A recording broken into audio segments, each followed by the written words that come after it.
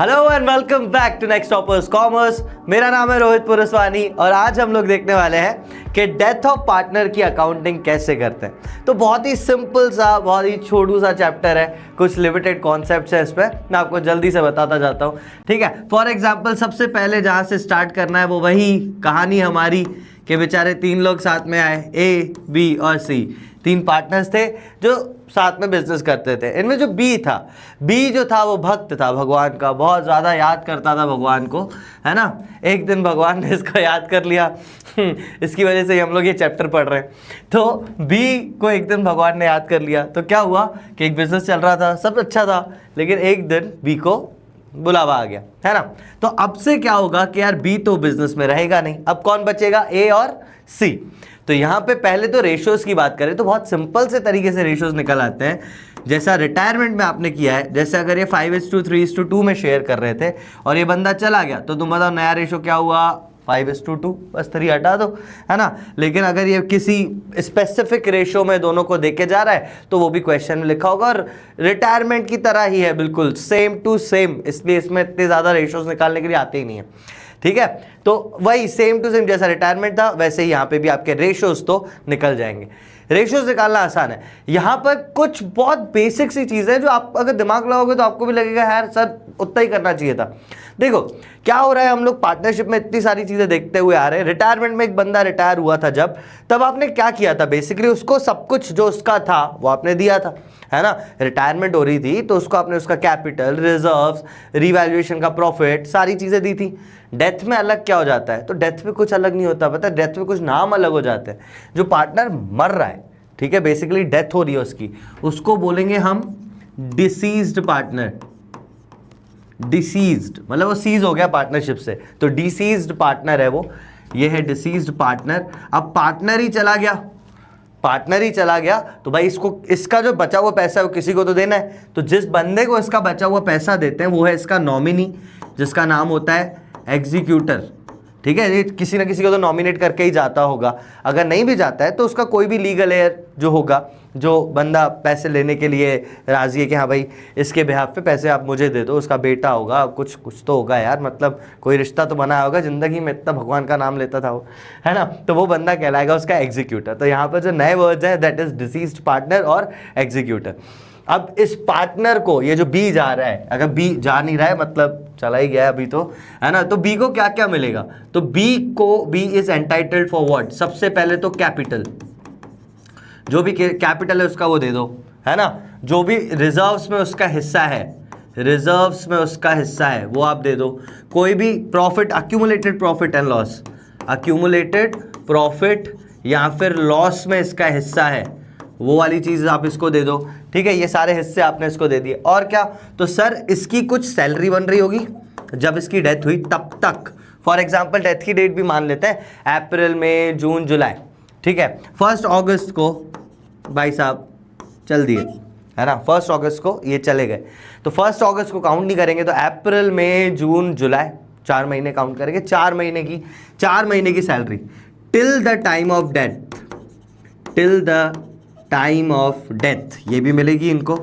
ठीक है, सैलरी के बाद अगर कुछ कमीशन है तो कमीशन भी मिलेगा, वही till the time of death. Interest on capital भी मिलेगा till the time of death. Interest on loan भी चार्ज होगा till the time of death, है ना, क्योंकि उतने ही महीने की ये सारी चीज़ें। इंटरेस्ट ऑन ड्राइंग भी चार्ज करेंगे इससे, again till the time of death. तो ये सारी चीज़ें, मतलब बेसिकली आप ऐसा देखो कि जो पार्टनर्स कैपिटल में चीज़ें आती हैं ना बेटा, वो सारी चीज़ें हैं यहाँ पे, बस आपको उसको कैलकुलेट करना है। और इन सारी चीज़ों को कैलकुलेट करने के साथ एक मेजर चीज़, नई चीज़ कैलकुलेट करनी पड़ती है, वो होता है इसका शेयर इन प्रॉफिट्स। मतलब ये सारी तो है ही, शेयर इन प्रॉफिट्स भी देना है इस पार्टनर को। अब ये शेयर इन प्रॉफिट्स कैसे निकालते हैं, यही बेसिक है, यही सबसे पहला है, क्योंकि बाकी सारी चीज़ें तो आपको निकालना आती हैं, बाकी चैप्टर्स में ये सारी चीज़ें पढ़ ही चुके हो। यहाँ नया क्या है, शेयर इन प्रॉफिट। अब ये पार्टनर जो है कब गया, 1 अगस्त को याद कर लिया भगवान ने इसको, तो 1 अगस्त तक फॉर्म तो चल रही थी, उससे कुछ पैसा कमाया होगा, उस पैसे का हिस्सा भी तो इसको मिलना चाहिए, है ना, वही है शेयर ऑफ प्रॉफिट। तो यहाँ से अपन शुरू करते हैं। अरे अरे अपने आप चलेगा, अपने आप चलेगा, इतना बड़ा हो गया, इतना बड़ा हो गया अपने आप से चल रहा है यार, देख रहे हो, हाँ, तो अभी वहाँ थे अपन, क्या था मैंने क्या बता दिया आपको कि ये अपनी चीज़ें हैं, ये सारी चीज़ें इसको देनी है। अब ये जो शेयर ऑफ प्रॉफिट है इस पे अपन बात करते हैं, इस पे अपन आगे बढ़ते हैं और देखते हैं क्या होता है। तो ये जो शेयर ऑफ प्रॉफिट है ना बेटा, ये बहुत सिंपल सी चीज़ है। पहले तो आप अगर समझो तो बहुत सिंपल है। मैं कॉन्सेप्चुअली आपको बता रहा हूँ। क्या बता रहा हूँ कि सर शेयर भी छोड़ो, आप तो ये बताओ प्रॉफिट कैसे निकालेंगे। प्रॉफिट जो है ना दो तरीके से निकल सकता है, प्रॉफिट जो है दो तरीके से निकल सकता है। या तो फिर पहली चीज ऐसा हो कि ये सर इसकी डेथ हुई थी 1 अगस्त को, 1 अगस्त 2024 को। तुम एक बात बताओ, अगर पार्टनर की डेथ हो जाए 1 अगस्त 24 को, तो क्या हम इसी दिन प्रॉफिट निकालते हैं बिजनेस का? मतलब ऐसा होता है कि पार्टनर की डेथ हो गई तो हम प्रॉफिट निकालेंगे? जरूरी नहीं है ना। मतलब हम प्रॉफिट किस दिन निकालते हैं? जब हम फाइनेंशियल स्टेटमेंट्स बनाते हैं, यानी 31 मार्च को। लेकिन कभी कभी फर्म हो सकता है उस दिन तक का ही प्रॉफिट निकाल ले। इसको बोलते हैं प्रॉफिट डिटरमाइन कर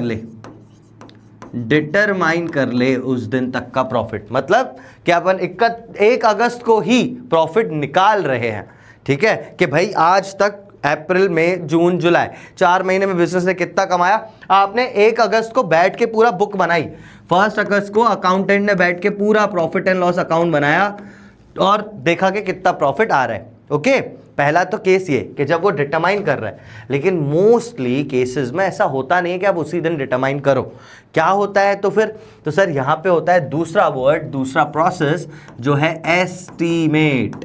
आप एस्टीमेट करते हो कि 1 अगस्त तक कितनी कमाई हो जाती based on two things. Estimate किसके बेसिस पे करते हैं?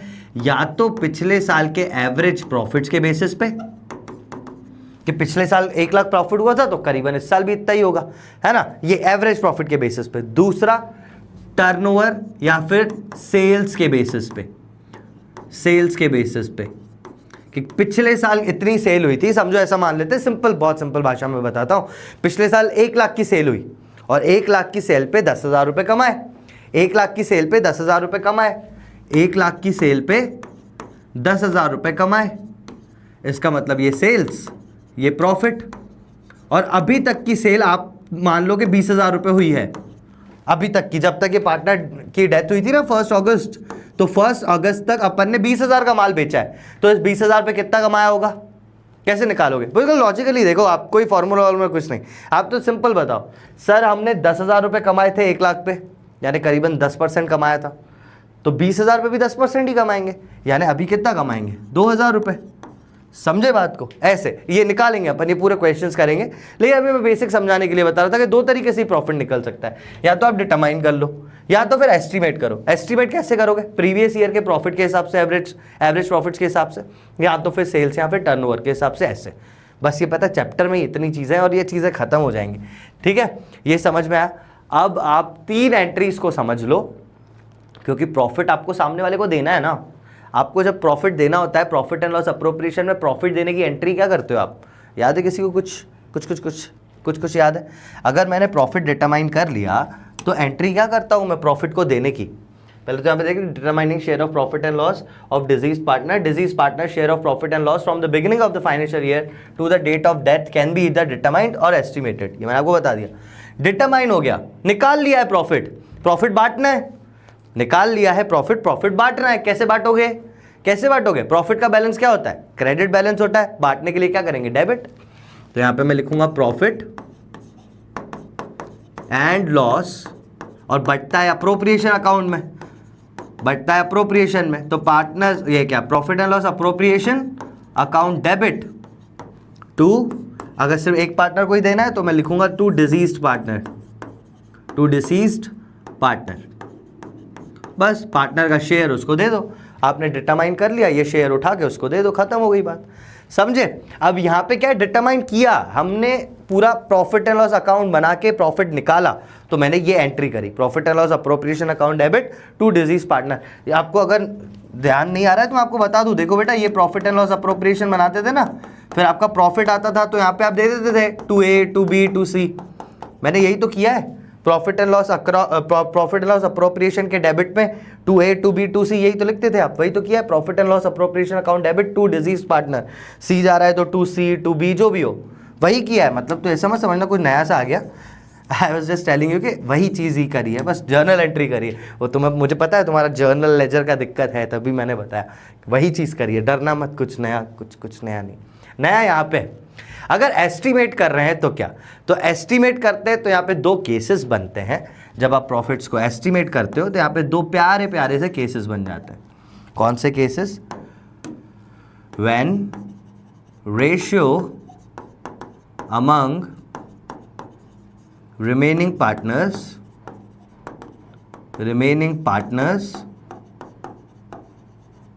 do not change। क्या लिखा है भाई? when the ratio among remaining partners do not change, मतलब 5:4:3 था, 5:, लिख के बताता हूँ, 5:4:3 था रेशियो, ऐसा मैं मान लेता हूँ। और ये जो बीच वाला है इसकी डेथ हुई, तो न्यू रेशियो इज 5:3। सिंपली कोई चेंज नहीं हुआ। लेकिन कभी कभी चेंज कर भी सकते हैं, न्यू प्रॉफिट शेयरिंग रेशियो दे भी सकते हैं कि भाई न्यू रेशियो अलग था, उस केस में अलग कुछ होगा। तो when ratio among remaining partners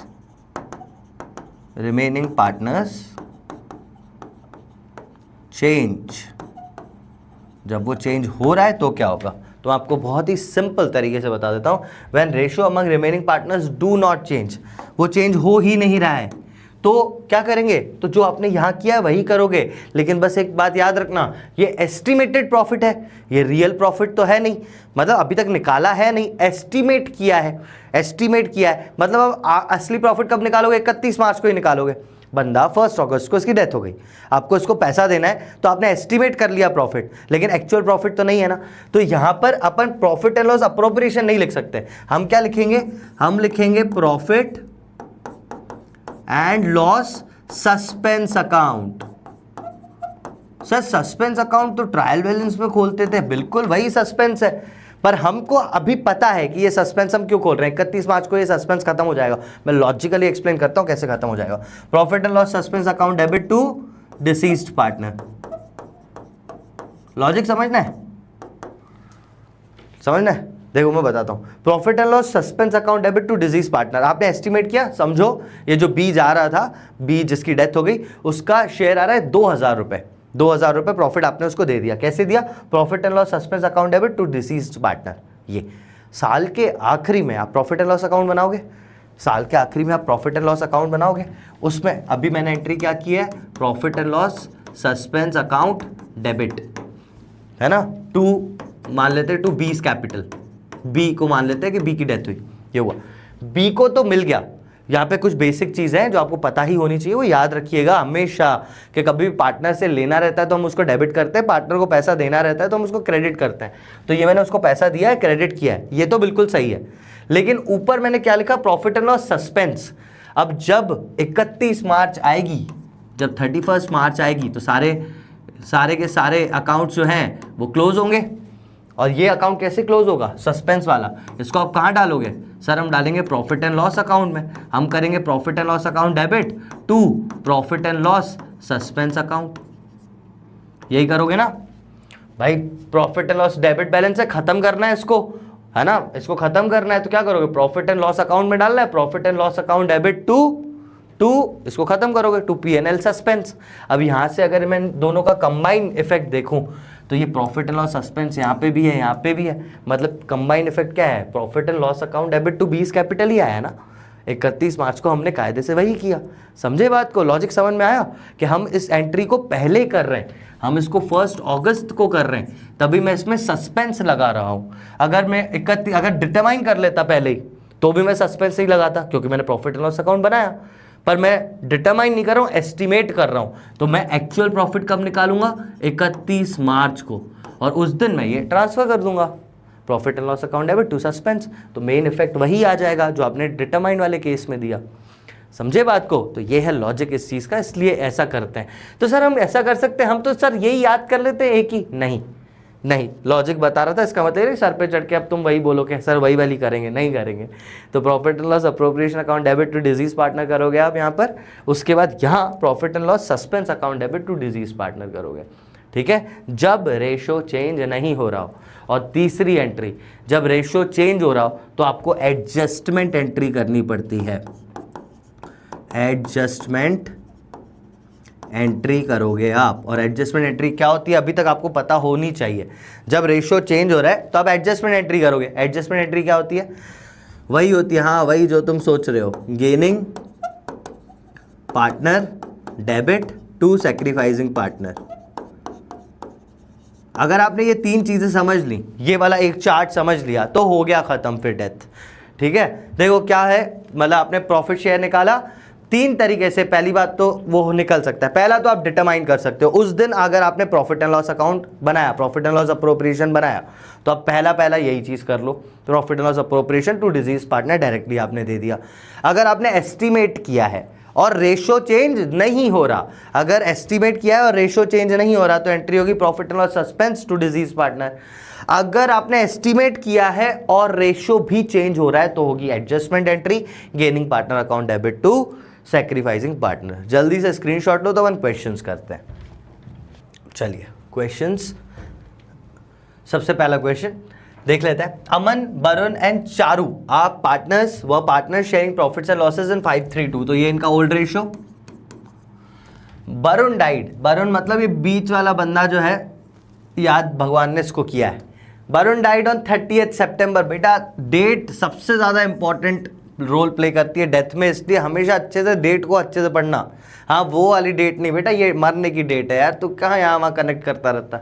मरने की डेट, जो बेचारा पार्टनर जा रहा है वो डेट, हाँ वही जिस पे तुम नहीं जा पा रहे हो, मतलब हाँ वही वाली डेट जो जिस पे पार्टनर की डेथ हुई है। ठीक है, 30th सितंबर को ये पार्टनर जो है चला गया। And Aman and Charu decided to continue business sharing profits equally. Sir old ये है, न्यू इक्वली है। सर यहाँ पे एडजस्टमेंट एंट्री होगी, डिपेंड्स के प्रॉफिट डिटरमाइंड है या एस्टिमेटेड। डिटरमाइंड है तो नहीं होगी, एस्टिमेटेड है तो फिर एडजस्टमेंट एंट्री होगी। देखते हैं। In terms of partnership deed accounts were prepared on 30th September. इन्होंने बनाई दिया अकाउंट्स, डिटरमाइन कर दिया, डिटरमाइन किया तो बांट देना है। Profit for the period up to 30th September was determined 9 lakh rupees. 9 lakh रुपए अमाउंट था, बांट दो। 9 लाख रुपए प्रॉफिट निकला। सर प्रॉफिट क्या होता है? सर प्रॉफिट को बांटते कैसे हैं? तो डेबिट करके हम लिखेंगे profit and loss appropriation account debit to, सारे पार्टनर्स को दे दो। कौन है? अमन, वरुण और चारू। अमन, वरुण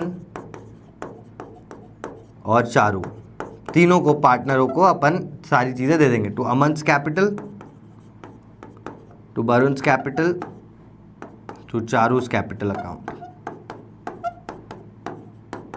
ठीक है, किस डेट को दे रहे हैं हम? दे रहे हैं 30th सितंबर को। 30th सितंबर 2024 है ना, 3 है, 2023। इस डेट को अपन सबको पैसा दे रहे हैं। कितना दे रहे हैं? 9 लाख रुपए, टू बी डिस्ट्रीब्यूटेड इन 5:3:2, यानी 9,000 का एक हिस्सा। 9 5 45, 3 9 27, 2 9 18, ये हो गया। Being profit distributed. ठीक है, हो गया खत्म, सिंपल सा। डिटरमाइंड प्रॉफिट है तो डिटरमाइंड प्रॉफिट उठाओ और सब पार्टनर्स को दे दो। ठीक है, तो डिटरमाइंड जब भी करके देंगे ना आपको, बहुत ही सिंपल ही हो जाएगा वो वैसे ही। दूसरा देख लेते हैं। सीरत, अमृता एंड शाहीन व partner sharing profits and losses in 5:3:2। Again old ratio ये है। अमृता डाइड, अमृता कौन है? ये बीच वाली बंदी जो है, शी डाइड ऑन 1st नवंबर। ये इंपॉर्टेंट डेट है आपके पास, 1st November. In terms of partnership deed financial statements were prepared as on the date of death. Again financial statements prepare हुए हैं, मतलब डिटरमाइंड वाला है। And loss was determined to be 10 lakhs। Loss है तो लॉस कौन सा होता है? सर लॉस होता है डेबिट बैलेंस। बांटने के लिए क्या करोगे? क्रेडिट करोगे, है ना, और बाकी पार्टनर्स को आप डेबिट कर दोगे। जैसे सीरत, अमृता और तीसरा कौन है? शाहीन। सबके account capital account debit, Amrita's capital account debit और शाहीन्स कैपिटल अकाउंट डेबिट। इनको डेबिट किया, लॉस डेबिट होता है तो उसको बांटने के लिए credit. Okay, to profit and loss profit and loss appropriation account, कितना 10 लाख रुपए मुझे बांटना है तीनों में, किस रेशो में, 5:3:2। तो सिंपल 5 lakhs, 3 lakhs और 2 lakhs, 5:3:2 में मैंने ओल्ड रेशो में बांट दिया। न्यू या किसी और चीज़ की ज़रूरत है ही नहीं, प्रॉफिट्स है भाई ओल्ड रेशो में ही जाएंगे, लॉसेज हैं ओल्ड रेशो में ही जाएंगे। ठीक है, तो ये लॉस डिस्ट्रीब्यूट हो गया। ठीक है, नरेशन साहब लेगा being loss distributed to partners.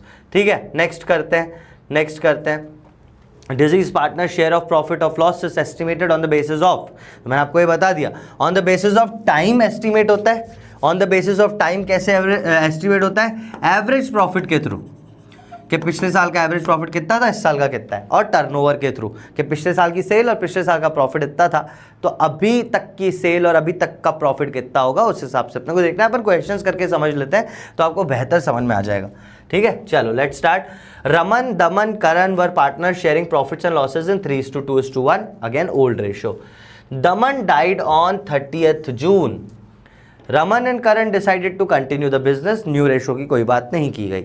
Share of profit or loss of the deceased partner from the beginning of the year up to the date of death was to be estimated on the basis of last year's profit। बोल ही दिया उन्होंने, last year के basis पे assume कर लो, इस साल का profit estimate कर लो, विच वॉज 3,60,000। अब सिंपल सी बात है बेटा, हमको क्या निकालना है, शेयर ऑफ प्रॉफिट किसका, डिसीज्ड पार्टनर का।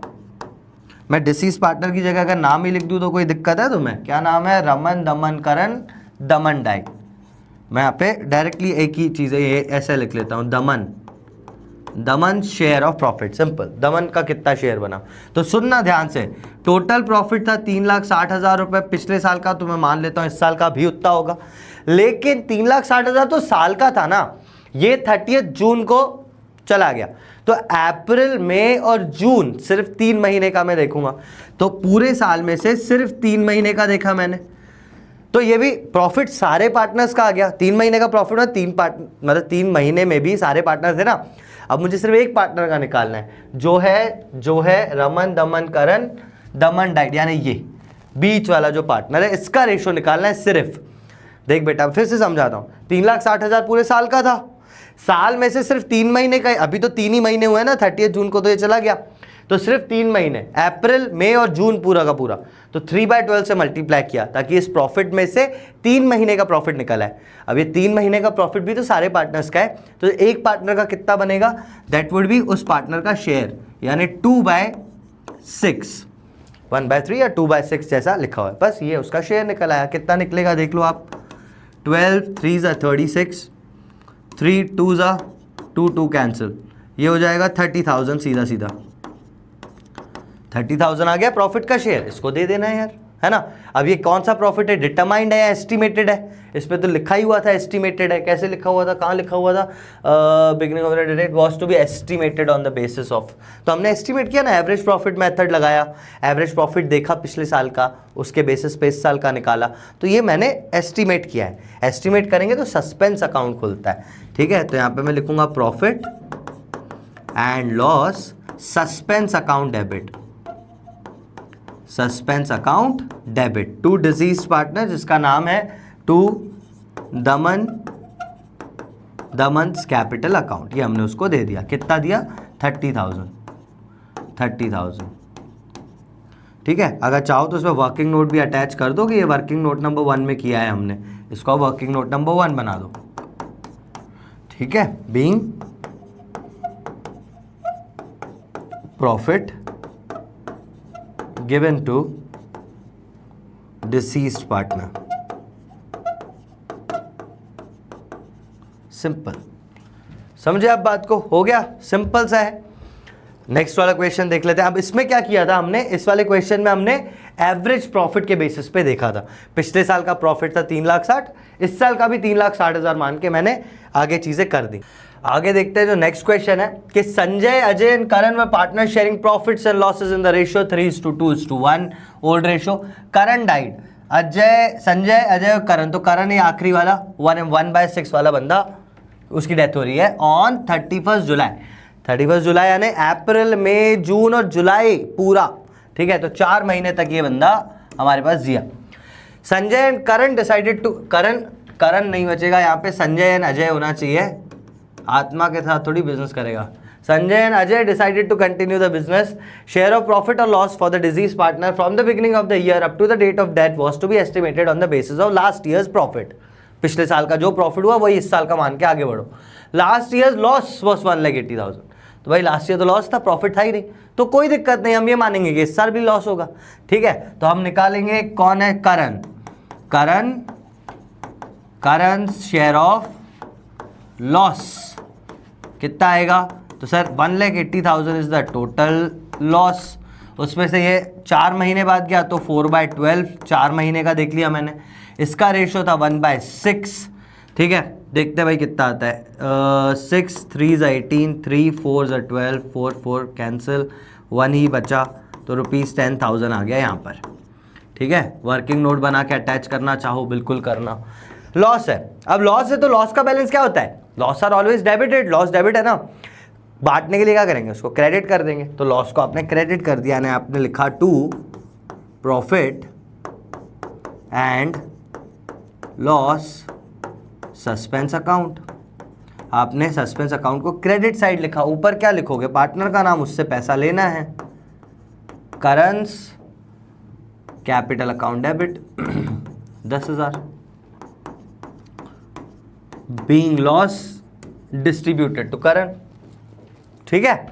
हो गया, समझ में आ रही है बातें, बहुत सिंपल सी एंट्रीज हैं। और देख लेते हैं, 2-3 और देखेंगे और अच्छी तरह समझ में आएगा आपको। अरे चलो आगे। हाँ, Ram Manohar and Param are partners in a firm. Param died on 29 February, 29 फरवरी को मर रहा है भाई। 29 फरवरी मतलब समझ रहे हो, सिर्फ मार्च ही बचा, 11 महीने तक तो जी लिया सामने वाला। His share of profit from the closure of the last accounting year till the date of that was to be estimated on the basis of average of 3 completed years of profit before death. Death से just पहले के 3 पूरे सालों का जो profit है। Profit for last years दिया ही हुआ है, 80,000, 90,000 एंड 1 लाख। सबसे पहले करना है कैलकुलेट परम share of profit till his death and pass journal entry for the same when profit sharing ratio of remaining partners does not change. जब प्रॉफिट शेयरिंग रेशियो चेंज नहीं होता है तो आप क्या करते हो, आप सस्पेंस वाली एंट्री करते हो, profit loss suspense account debit to deceased partner. तो पहले में तो वही करना है। दूसरे में क्या है, remaining partner changes and new ratio becomes है, तो नेक्स्ट में चेंज करना है तो एडजस्टमेंट एंट्री होगी। तो पहले अपन नॉर्मल एंट्री करते हैं, पहले तो एवरेज प्रॉफिट निकालते हैं, कितना आएगा। Average profit is equals to 80,000 plus 90,000 plus 1 lakh. अगर करोगे तो बेटा एवरेज प्रॉफिट 90,000 ही आएगा, ठीक है। दिख रहा है ना यार वो, अब तुम करोगे तो ये वही आएगा। तो 90,000 इज द एवरेज प्रॉफिट। कैसे किया मैंने, इन तीनों को प्लस किया, डिवाइडेड बाय 3 किया, एवरेज प्रॉफिट वुड बी 90,000। अब 90,000 एवरेज प्रॉफिट आ गया। मुझे चाहिए कौन बंदा है जो जा रहा है, राम मनोहर परम और परम डाइड। तो मुझे चाहिए परम का शेयर, परम share in profit. 90,000 is the total profit, जिसमें से 11 महीने के लिए ये जिया है ना। और परम का शेयर कितना था, तो राम मनोहर परम और कुछ दिया है, share of profit from the rate of that, इनका कोई रेशो ही नहीं दिया है। तो हम रेशो मानेंगे कि ये इक्वल पार्टनर्स थे, तो यहाँ पे मैं 1/3 का मल्टीप्लाई करूँगा, समझे, क्योंकि इक्वल पार्टनर्स है तो 1/3 सबको ही मिलने वाला है। 3 3 is 9, 3 4 is 12, और कुछ कट रहा है, नहीं कट रहा, तो ठीक है। 10,000 और 4 तो 2500, 2500 इंटू 11 इज 27500। तो ये आ गया अपना 27500, अमाउंट आ गया 27500। इस अमाउंट की एंट्री कर देंगे। ये प्रॉफिट है, प्रॉफिट क्रेडिट होता है, बांटने के लिए डेबिट, तो एंट्री करेंगे profit and loss suspense account debit to, किसको देना है, क्या नाम है इसका, Param, to Param's capital account. Param's capital account कितना पैसा, 27500, 27500 कहाँ से आया, तो वर्किंग नोट नंबर 1 को आप अटैच कर सकते हो, समझे। ये था केस नंबर 1। केस नंबर 1 हो गया। केस नंबर 2 क्या बोलता है, profit sharing ratio of remaining partner changes and the new ratio is 3:2। तो मैंने आपको बताया इस केस में तो आपको एडजस्टमेंट एंट्री करनी है, एडजस्टमेंट एंट्री यानी gaining partner account debit to sacrificing partner वाली एंट्री करनी है। तो ओल्ड रेशो 1:1:1, 3:2 इनका न्यू रेशो। तो पहले अपन सबसे पहले यहाँ पे सैक्रिफाइसिंग रेशो निकाल लेते हैं। गेनिंग रेशो निकाल लो, कोई दिक्कत नहीं है, मैं सैक्रिफाइसिंग रेशो निकाल रहा हूँ, ओल्ड माइनस न्यू। गेनिंग निकालोगे न्यू माइनस ओल्ड, उससे कोई फर्क नहीं होगा, कोई सा भी निकालो, बात तो एक ही है। कितने हैं? 3 पार्टनर हैं। नाम क्या है इनके तीनों पार्टनरों के? राम मनोहर परम। राम मनोहर परम। Old ratios 1/3, 1/3, 1/3। परम तो जा रहा है, यानी ओल्ड रेशो होगा ही नहीं इसका। और बचे हुए पार्टनर्स का रेशो है 3:2। राम और मनोहर 3:2। राम और मनोहर 3/5 और 2/5। समझे बात को? ओल्ड माइनस न्यू कर दिया मैंने। देखते हैं भाई किसका सेक्रीफाइस किसका गेन। जो प्लस में आया सेक्रीफाइस, जो माइनस में आया वो गेन। तो ये जो है दिख रहा है 1/3 माइनस 0 इज़ 1/3। तो ये आया आपका, मैं लिखता हूँ उसको सेक्रीफाइस। ये होल अपॉन 15 कर देते हैं अपन। 5 1 ज़ 5 माइनस 9 होल अपॉन 15, 5 1 ज़ 5 माइनस 6। कितना आ रहा है? 5 minus 9 is minus 4/15। This is minus 1/15। And अगर इसको 15 बनाना है तो 5 का मल्टीप्लाई करना पड़ेगा, तो इट इज़ 5/15। तो ये पॉजिटिव 5/15, यानी ये बंदा कर रहा है सेक्रीफाइस। सेक्रीफाइसिंग रेशो में जो पॉजिटिव आया वो सेक्रीफाइस करता है, जो माइनस में आया वो दोनों लोग गेन करते हैं। तो ये भी गेन कर रहा है, ये गेन कर रहा है। तो आपकी एंट्री निकल के आ गई, gaining partners account debit. Ram और मनोहर गेनिंग पार्टनर्स हैं।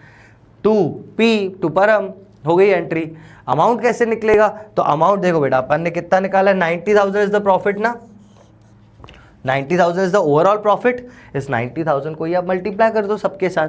लेकिन 90,000 को मल्टीप्लाई करोगे या 90,000 इंटू 4/5 को मल्टीप्लाई करोगे? बस इतना मुझे बताओ, सोच के देखो 2 मिनट के लिए कि यार हम क्या कर रहे हैं, ये एडजस्टमेंट एंट्री पास कर रहे हैं प्रॉफिट की, लेकिन प्रॉफिट 90,000 तो ईयर का है। तो 90,000 ईयर के प्रॉफिट की एंट्री आप पास नहीं करोगे। आप क्या करोगे?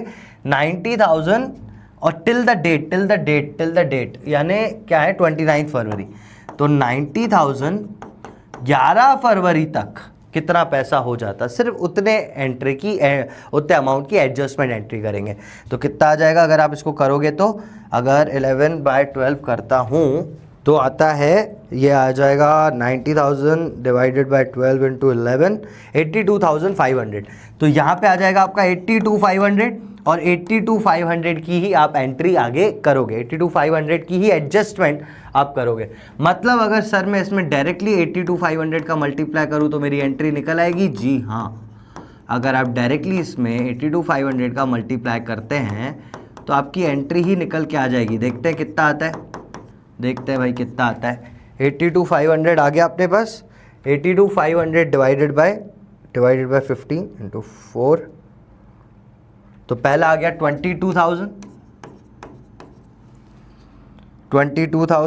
फिर करेंगे इसको डिवाइडेड बाय 1/4। रुको 1 मिनट। 82,500 इन दूसरा अमाउंट आ गया 5500। और फिर तो इनका प्लस भी कर सकते हैं, लेकिन मैं कर ही लेता हूँ। 27,500। ठीक है। तो अब ये एंट्रीज आ गई अपने पास, ये अमाउंट्स आ गए अपने पास। जो अमाउंट्स आ गए बस इनको आगे करना है। क्या करना है? गेनिंग वालों को डेबिट करना है। तो यहाँ पे कौन है गेनिंग वाला? राम है, तो राम्स कैपिटल अकाउंट डेबिट। दूसरा है मनोहर, तो Manohar's capital account debit. To Param's capital account. कितना हो जाएगा अमाउंट? परम्स कैपिटल अकाउंट में जाएगा 27,500। 22,000 राम से लेने हैं और 5,500 अपने परम से लेने हैं। ठीक है। Being adjustments of profit made, being adjustment of profit made, हमने एडजस्ट कर दिया प्रॉफिट को। बस ये करते हैं जब रेशो चेंज हो रहा है। रेशो चेंज हो रहा है तो आप एडजस्टमेंट एंट्री करोगे। नहीं हो रहा है रेशो चेंज तो आप normally profit loss suspense to deceased partner करके खत्म करोगे। आई बात समझ में? आ रहा है समझ? और भी चीज़ें देख लेते हैं आगे, और क्या है अपने पास, और क्या है। Next question, estimating profit and loss on turnover या सेल्स बेसिस, तो भाई ये भी इंपॉर्टेंट है, बहुत इंपॉर्टेंट है। ABCR partners, ABCR sharing profits in the ratio 2:1, ये इनका ओल्ड रेशियो हो गया। बी डाइड, ये जो बीच का है B, he died on 30th June. भाई याद रखना डेट्स इंपॉर्टेंट है, 30 जून को भाई साहब चले गए। Books of accounts are close on 31st March every year. Sales for the year ending 31st March was, मतलब प्रीवियस ईयर की, मैं इसको लिखूंगा प्रीवियस ईयर की सेल्स, गलत लिख दिया है क्या, लिखा तो सही और गैप नहीं दिया। प्रीवियस ईयर की सेल्स कितनी हैं, तो सर प्रीवियस ईयर की सेल्स यहां पे क्वेश्चन में दिया हुआ है 3 लाख रुपए है, 3 लाख रुपए प्रीवियस ईयर की सेल है। Sale was 1 lakh between the period of 1 April to 30th June. तो 1 अप्रैल से 30th जून जब इसकी डेथ हुई, तो हमको क्या चाहिए, सेल, हमको चाहिए सेल, या फिर 1 अप्रैल से, ऐसे लिख देता हूँ, 1 अप्रैल से 30th जून तक की सेल्स कितनी हैं। तो सर हमें दिया हुआ है 30th जून तक की सेल्स है 1 लाख रुपए। ठीक है भाई, ये दोनों चीज़ें डन है। 30th जून तक books of accounts are close on 31st March. Sales for the year ended 31st March was 3 lakh, मैंने यहाँ पे लिख दी। Sales was 1 lakh between the period of 1 April to 30th June, वो भी मैंने लिख दी। Profit for the year ended 31st March was 30,000। यहाँ पे प्रॉफिट भी दिया हुआ है सर, यहाँ पे प्रॉफिट भी दिया हुआ है विच वॉज 30,000, 30,000 रुपये प्रॉफिट था, 30,000 रुपये प्रॉफिट था। आप बताओ यहाँ पे कितना आएगा। तो मैं बहुत सिंपल आपको बोलता हूँ हर बार, परसेंटेज कैलकुलेट कर दो। प्रॉफिट परसेंटेज कैसे निकला, profit percentage, profit is 30,000, total sales is 3 lakhs into 100 कर दो, 1 2 3 4 5, 1 2 3 4 5, 3 से ये कटा तो 10, सीधा सीधा आ गया 10%, 10% इस पे लगा दो, प्रॉफिट आ जाएगा। Profit is equals to 10% of 1 lakh, कितना होता है 10% ऑफ 1 लाख, 10,000 रुपये। तो इस पीरियड का प्रॉफिट आ गया 10,000 रुपये, इस पूरे पीरियड का प्रॉफिट आ गया है मेरे पास। अब मुझे क्या चाहिए, शेयर चाहिए। किसका शेयर चाहिए, बी का। तो यहाँ पे मैं निकाल दूंगा बी शेयर। बी शेयर कैसे निकलेगा sir, 10,000 is the total profit और बी का रेशियो था 2/5, 2/5 कितना होता है भाई 2/5, 5 2 = 10, 2 2 4, तो 4,000 आ गया मेरे पास बी का शेयर, 4,000 आ गया बी का शेयर, दे दूंगा मैं उसको। ठीक है, और प्रॉफिट ही आया है मेरे पास, कोई दिक्कत ही नहीं है। तो हमारी एंट्री होगी profit and loss, suspense, debit to B's capital account. कितना 4,000। बेटा फिर से बता रहा हूं, देखो 4,000 आया कैसे, बहुत ही सिंपल है। हमें क्या हुआ था, हमें क्या दिया हुआ था, हमें पिछले साल की सेल दी हुई है, इस साल की भी सेल्स दी हुई है उस पीरियड तक की, कि मतलब वो 30 जून तक है, 30 जून तक कितनी सेल्स हुई है वो मुझे पता है ना। पिछले साल का प्रॉफिट था मेरे पास 30,000, तो मैंने यहां से प्रॉफिट परसेंटेज निकाला कि प्रॉफिट कितना परसेंट आ रहा है सेल्स का। तो मैंने देखा तो 10% है। अरे 30,000 3 लाख का 10% होता है ना, वही 10% इस साल भी होगा। अगर इस साल 1 लाख की सेल हुई है तो 10% यानी 10,000 रुपये प्रॉफिट होगा, और 10,000 रुपये प्रॉफिट होगा तो बी का कितना है उसमें से, सर 10,000 2:1 में बांटते हैं तो उसका 4,000 है, 4,000 की एंट्री कर दी अपन ने। समझे बात को, समझे। चलो नेक्स्ट पे आगे बढ़ते हैं। वीर धर्म करम, अब partner sharing profits and losses in 3:2:1। Dharam died on 30th September, भाई डेट 30th September इंपॉर्टेंट है। According to the firm, accounts of the firm are closed on 31st March every year. Sales for the year ended 31st March was ये। तो मतलब यहाँ पे भी आपको previous year नाम की चीज़ है, प्रीवियस VIOUS, प्रीवियस ईयर की सेल्स दी हुई हैं। कितनी दी हुई हैं, प्रीवियस ईयर की सेल्स हैं 6 lakh. And sale for the 6 months ended 30th September was 3 lakh. मतलब इस साल 30th September के 6 महीने खत्म होंगे, है ना। तो यहाँ पे मैं लिख देता हूँ करंट ईयर ना ही लिख के वही लिखता हूँ 1 अप्रैल से लेके जब ये गया 30th September तक की सेल्स दी हुई हैं। कितनी दी हुई हैं, 3 लाख। ठीक है भाई, 3 लाख है अभी की। Okay, loss for the year ended 31 March was 60,000। भाई इस साल में था लॉस था 60,000 का, तो हम क्या एस्टिमेट करेंगे कि इस साल भी क्या होगा, लॉस ही होगा। पहले परसेंटेज निकालो, पहले प्रॉफिट परसेंटेज निकाला था, लॉस परसेंटेज निकालूंगा। वही लॉस परसेंटेज का formula, loss upon total sales into 100। वैसे तो बेटा देखो ये देख के आंसर इसका आ जाता है अगर आप समझो तो, पर कोई दिक्कत नहीं, अगर आपको नहीं भी आ रहा है तो निकाल लो। 10% ही आया लॉस का परसेंटेज, ये 10% इस पे लगा दो तो लॉस आ जाएगा इस साल का, लॉस 3 लाख का 10% विच इज़ 30,000। इस साल का लॉस 30,000 आ गया अपने पास। 30,000 में भी सामने वालों के हिस्से कर दो, तो 3, 2, 1 थे।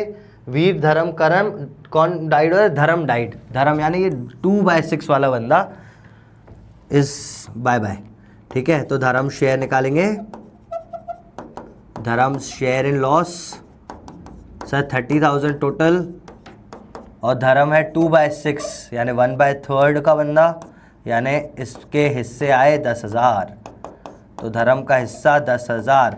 10,000 लॉस है तो डेबिट बैलेंस है, बांटने के लिए क्रेडिट करूंगा और धर्म को करूंगा डेबिट, तो एंट्री हो जाएगी Dharam capital account debit to profit and loss suspense account. ठीक है, एंट्री होगी 10,000 रुपए की। फिर से बता देता हूं, बहुत सिंपल है बेटा। प्रीवियस ईयर का सेल और लॉस दिया हुआ है, परसेंटेज निकाल दिया, 10% लॉस, यही 10% इस साल की सेल्स पे लगा दिया, मेरा लॉस निकल आया, और मैंने धर्म का शेयर निकाल दिया 10,000 और मैंने एंट्री पास कर दी। ठीक है, ये सारी चीज़ें ही थी। इतने ही तरीके से प्रॉफिट को निकाला जा सकता है, जितने तरीके थे सारे ही बता दिए। अब इसके बाद आता है पार्टनर्स कैपिटल अकाउंट, जहाँ से अपन ने स्टार्ट की थी बातें, वहाँ से ही वहाँ पे अपन वापस आ गए और इस पे आगे बढ़ते हैं। अब इस चैप्टर में ना कैपिटल अकाउंट बहुत मायने रखता है भाई। क्यों मायने रखता है? क्योंकि उस कैपिटल अकाउंट के थ्रू तो आप पैसा दोगे। अब मैंने बताया ना, कैपिटल दोगे, ये दोगे, वो दोगे, बहुत सारी चीज़ें। तो जो देना है आपको वो आप इस साइड लिखते हो, जैसे उसका कैपिटल का बैलेंस, उसके करंट अकाउंट का बैलेंस।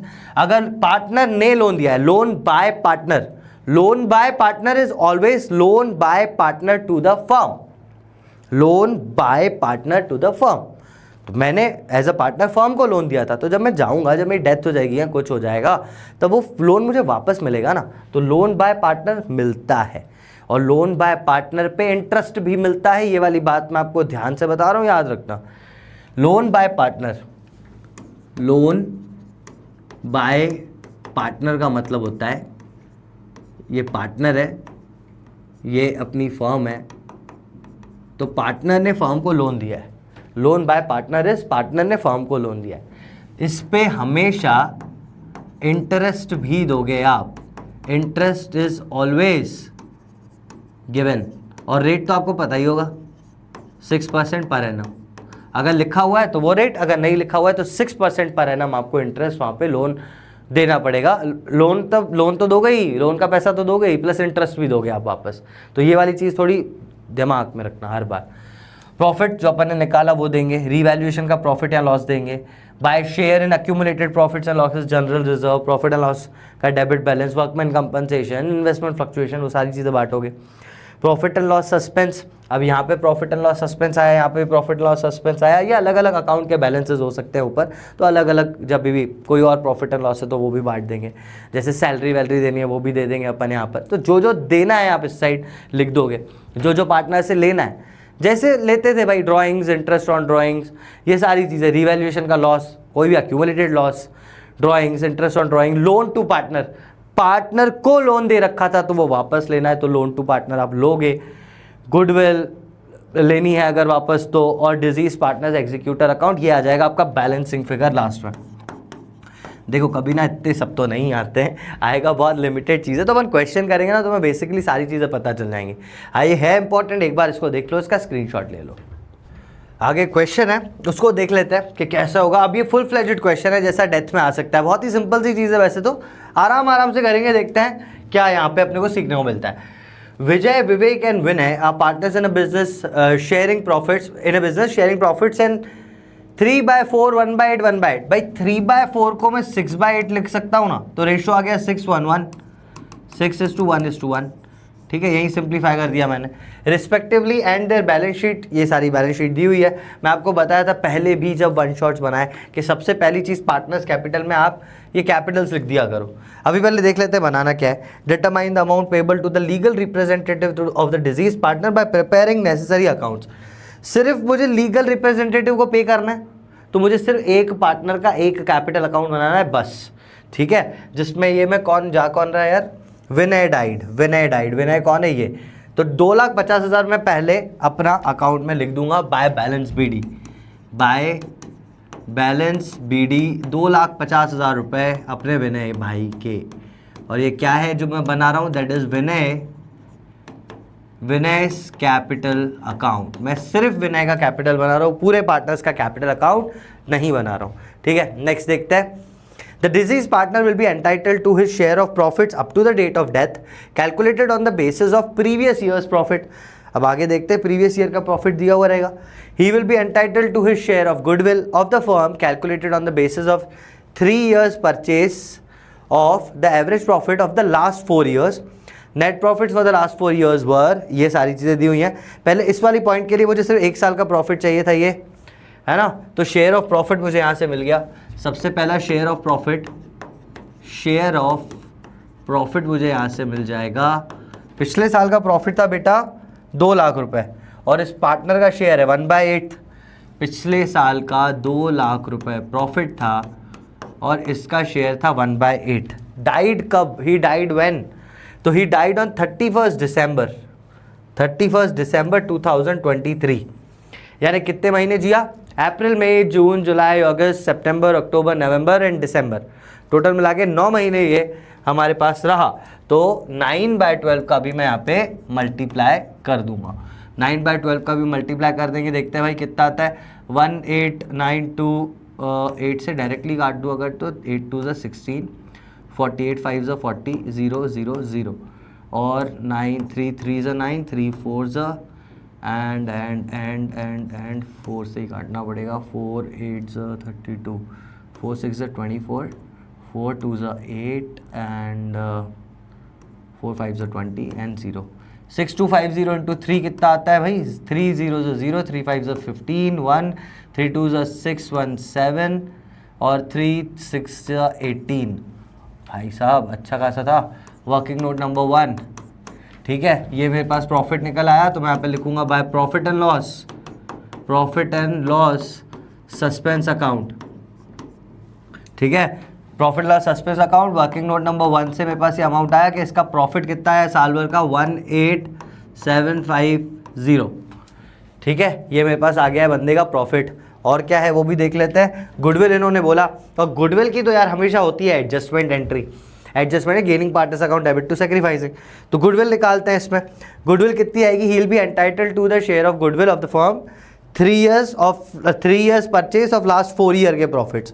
तो लास्ट 4 year के प्रॉफिट्स है बेटा 2 लाख, 4 लाख, 6 लाख और 8 लाख। एवरेज प्रॉफिट कितना आएगा, एवरेज प्रॉफिट मेथड से एवरेज प्रॉफिट कितना आ जाएगा, डायरेक्टली निकालें थोड़ा सा, 8 lakh plus 6 lakh 14 lakhs, 14 plus 4 18, 90 20 lakhs total, 20 lakhs divided by 4 तो 5 lakh into 3 years purchase, 5 lakh आ गया एवरेज प्रॉफिट।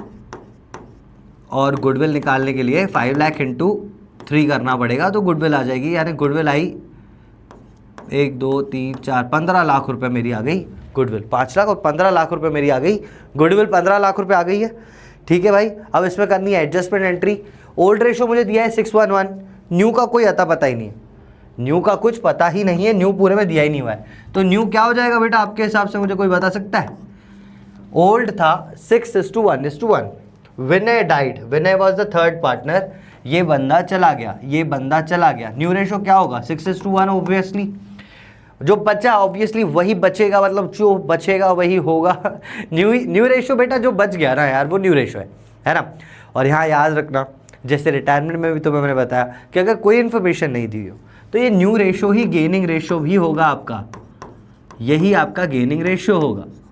तो यहाँ से एंट्री पास करना हो गई, बिल्कुल ही सिंपल, ठीक है, क्योंकि गेनिंग रेशो में आपने को करना है गेन, सामने वाले गेन कर रहे हैं, कौन गेन कर रहा है, ये विजय और विवेक, मैं एंट्री बताऊं आपको, क्या नाम है, विजय विवेक, देखो एंट्री देख लो, विजय डेबिट, विवेक डेबिट टू, अपने वाले का नाम क्या था, विनय, VINAY। एंट्री तो यही होगी भाई, क्योंकि दो लोग गेन कर रहे हैं और ये बंदा लूज कर रहा है। ये कितना लूज कर सकता है आप बताओ, ये कितना लूज करेगा, मतलब कितना छोड़ के जाएगा, गुडविल का कितना पार्ट, तो सर गुडविल का आई थिंक 1/8। अरे भाई आई थिंक क्या होता है यार, 1/8 ही तो है हमेशा। ये सेक्रीफाइस कितना करेगा, 6-1-1 वॉज द रेशियो, तो इसका सेक्रीफाइस है ही कितना, सेक्रीफाइस क्या है, 6-1 अगर गेनिंग है तो इसका सेक्रीफाइस कितना है, 1/8। समझे आप, तो यहाँ पे सारी चीज़ें आपको निकालने की ज़रूरत है नहीं, आप डायरेक्टली इसका 1/8 निकालो और एंट्री कर दो। 15 लाख डिवाइडेड बाई 8, 1/8 निकाला मैंने, तो आ गई अपनी विनयस गुडविल। विनयस गुडविल जो अपने को चाहिए वो है 187500। 187500 ये 6:1 मिलेगा, क्योंकि गेनिंग रेशियो 6:1 है, new ratio 6:1, gaining is also 6:1। तो ये कितना लेगा भाई, एक से लेगा 1 वाले से 2 6 7 8 6 कर देते हैं इसको, 28786, एक डिवाइडेड बाय मैंने किया 7 और इनटू करना है मुझे 6 के साथ, तो इसका आ गया 160714। तो ये दोनों अमाउंट्स उनसे लेगा और टोटल है 187500। ठीक है भाई साहब, बस ये 187500 को मैंने उस रेशो में दे दिया है, कौन से रेशो में, क्या बोलते हैं इसको, गेनिंग रेशो में मैंने ले लिया है। अब यहाँ पे विनय के अकाउंट में कैसे आएगा, बाय विजय एंड बाय विवेक, तो यहाँ पे मैं डाल देता हूँ बाय विजय बाय विवेक। विजय से इसको लेने हैं 160,714 और 2678 ये दूसरे से लेने, ठीक है, तो उसको ये टोटल मिल जाएगा, ये गुडविल है। इसको आप वर्किंग नोट ज़रूर बनाना, वर्किंग नोट नंबर 2 बना दो एंड इसमें आपने वर्किंग नोट नंबर 2 अटैच भी कर देना है कि भैया ये अमाउंट हमारा वर्किंग नोट नंबर 2 से निकला है। ठीक है, एक बार बस देख लेते हैं अमाउंट्स, ताकि ऐसा नहीं कि पता चला सब कुछ करके 714 और 714 बिल्कुल सही है अमाउंट्स। आगे बढ़ते हैं। He will be entitled to the share of goodwill, हो गया भाई साहब, ये भी हो गया। His drawings up to the date was 18,000, तो ड्राइंग्स हम वापस लेते हैं, तो यहाँ पे लिख देंगे टू ड्राइंग्स 18,000 रुपये ले लो भाई साहब से, वापस ले लिए भाई। और क्या बचा, जनरल रिजर्व दिख रहा है यहाँ पे, है ना, ये भी मुझे उसको देना पड़ेगा जनरल रिजर्व।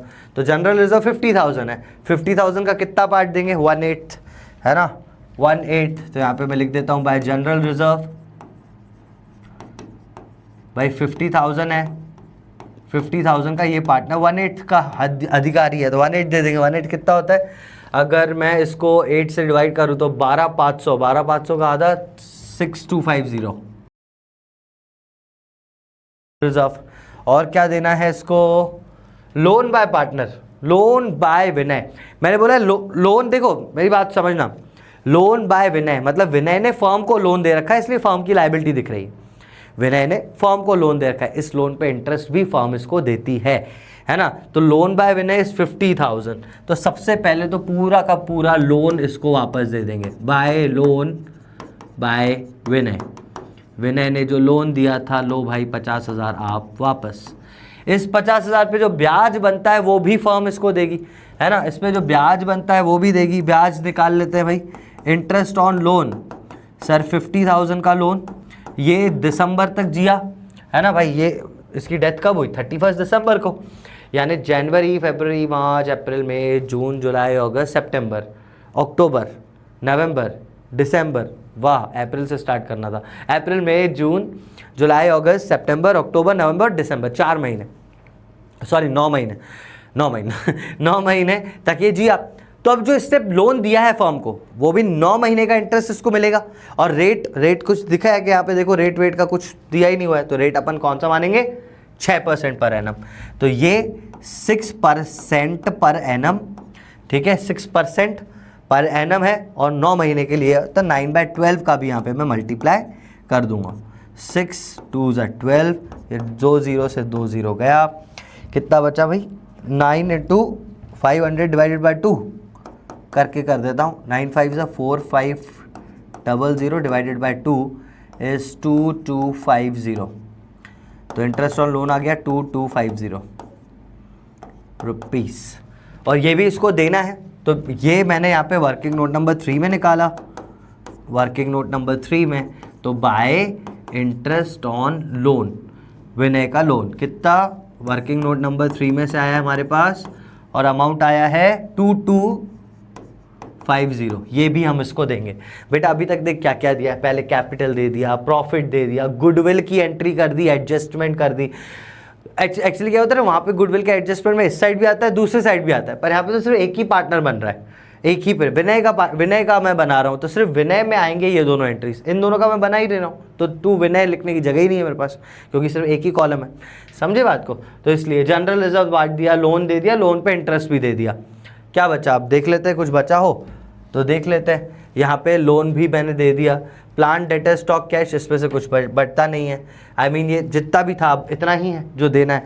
अब जब इसको देते हैं तो यहाँ पे नई चीज़ क्या आ जाती है, उसको भी मैं आपको बता देता हूँ। मैं एक बार देख लेता हूँ कि आंसर इसका यहीं से ही 50 20 68 17875 17875 ठीक है। तो भाई सारी चीज़ें सही है, तो यार बैलेंस इसका मैं यहाँ पे ही देख लेता हूँ।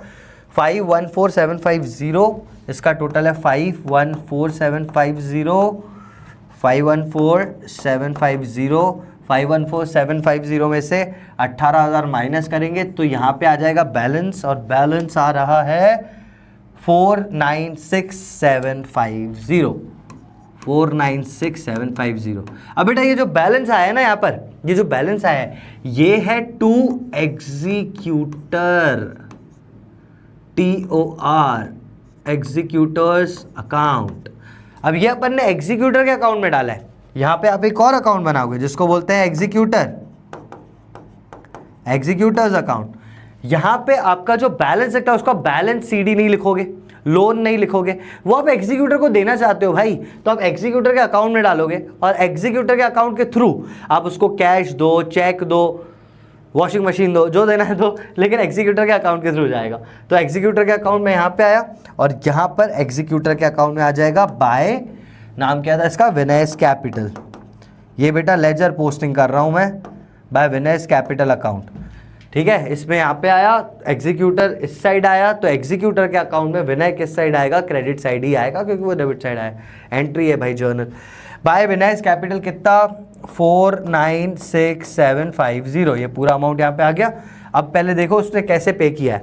His drawings up to the date determine the amount payable to the legal representative deceased partner by preparing the necessary accounts। मतलब इन्होंने बोला ही नहीं है कि पे किया है कि नहीं किया, disease partner will be entitled, और ये वो पे करने का बोला ही नहीं है ना। तो अब पे करने का बोला होता तो मैं इसमें कुछ करता, आई मीन कुछ ना कुछ एक एंट्री करता कि किस दिन पे हुआ है, क्या हुआ है।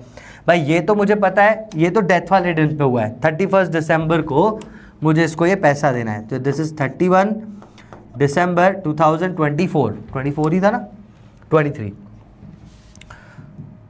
31 दिसंबर 2023 को ये वाली चीज़ यहाँ पे हुई। डेट अगर लिखनी हो तो समझे बात को, वैसे तो अभी मैंने डेट का कॉलम ही नहीं बनाया था इसमें। तो एक चीज़ यहाँ पे आ गई, और यहाँ पे बैलेंस आ जाएगा टू बैलेंस कैरीड डाउन, ठीक है, टू बैलेंस कैरीड डाउन, यही बैलेंस यहाँ पे लिख दो एंड चीज़ें ख़त्म, ठीक है, ये चीज़ें ख़त्म। अगर आप पता है ये यहाँ पे भी खत्म हो सकता था, आप तो बोल रहे सर ये बनाया ही क्यों जब बैलेंस ही डाला। अभी अपन सीखेंगे नेक्स्ट क्वेश्चन में, जस्ट पता चलेगा एग्जीक्यूटर क्यों बनाते हैं। पूरे पेमेंट्स यहाँ के थ्रू होते हैं। स्क्रीनशॉट लो, आगे बढ़े। चलिए तो यहाँ से अपन आगे बढ़ते हैं, और देखो इसके बाद क्या क्वेश्चन है। मैंने आपको बोला ना एग्जीक्यूटर अकाउंट जरूरी है, अब इसे एग्जीक्यूटर अकाउंट के थ्रू पे करेंगे। देखो ABC व partners in a firm sharing profits and losses in 3:2:1। C died, ये जो C है he is dying on 30th June 2016। After all the necessary adjustments, his capital account showed a credit balance of 70,600। इसका मतलब इतना मुझे इसको देना है। और मैं अगर आपको बताऊं ऐसा कुछ एग्जीक्यूटर अकाउंट बनता है, यहाँ पे अपन बनाएंगे सीज एग्जीक्यूटर अकाउंट।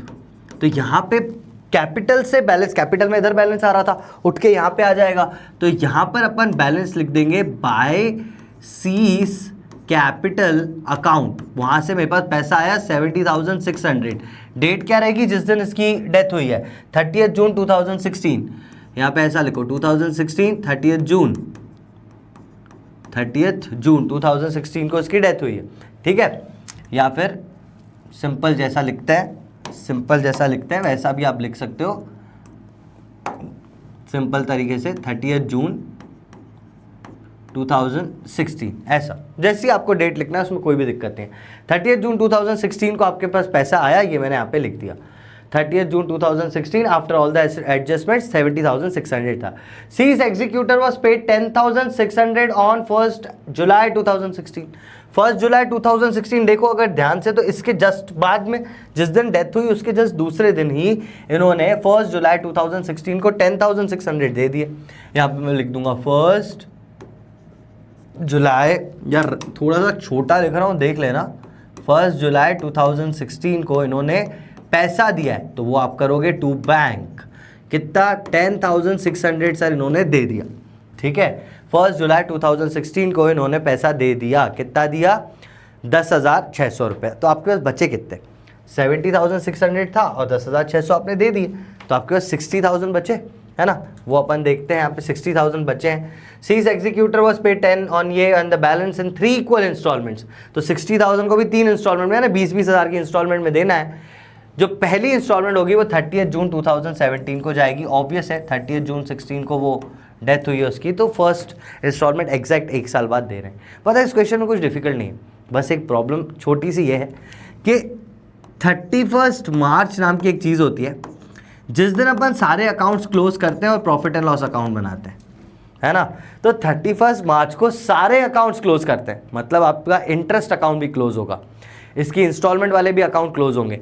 लेकिन क्या है कि इनकी पेमेंट तो जून टू जून चल रही है, तो अपने को मार्च वाला फिगर भी लेके आना पड़ेगा। समझो मेरी बात को मैं क्या बोल रहा हूँ कि भाई 30 जून 2016 से स्टार्ट हुआ है, लेकिन अब ये साल खत्म भी तो होगा, ये फाइनेंशियल ईयर जो चल रहा है जून जुलाई अगस्त सितंबर अक्टूबर नवंबर दिसंबर जनवरी फरवरी मार्च। सर 31 मार्च 2017 को ये साल खत्म हो जाएगा, है ना। और इस दिन आपको कैलकुलेट करने पड़ेगा कि इसको ब्याज कितना दे, क्योंकि अभी तक तो आप पेमेंट तो कर नहीं पाओगे, वो तो आपको जुलाई में करनी है, आप मार्च में हो, जुलाई में पेमेंट करनी है, तो अभी तो आप कर नहीं पाओगे।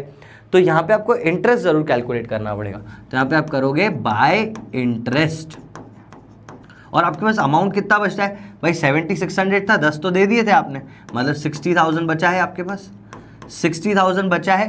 कितने महीने का ब्याज लगेगा बेटा, किस दिन डेथ हुई ये देखना, 30 जून या फिर 1 जुलाई से भी अगर ले लें तो जुलाई अगस्त सितंबर अक्टूबर नवंबर दिसंबर जनवरी फरवरी मार्च, ठीक है। कितना, जनवरी फरवरी मार्च, यानी 9 महीने। और इंटरेस्ट कितना लगेगा वो यहाँ पे देखना पड़ेगा अपने को, with interest 10% per annum, 10% per annum इस पर इंटरेस्ट लग रहा है, तो इस पर मैं लगा दूंगा 10%।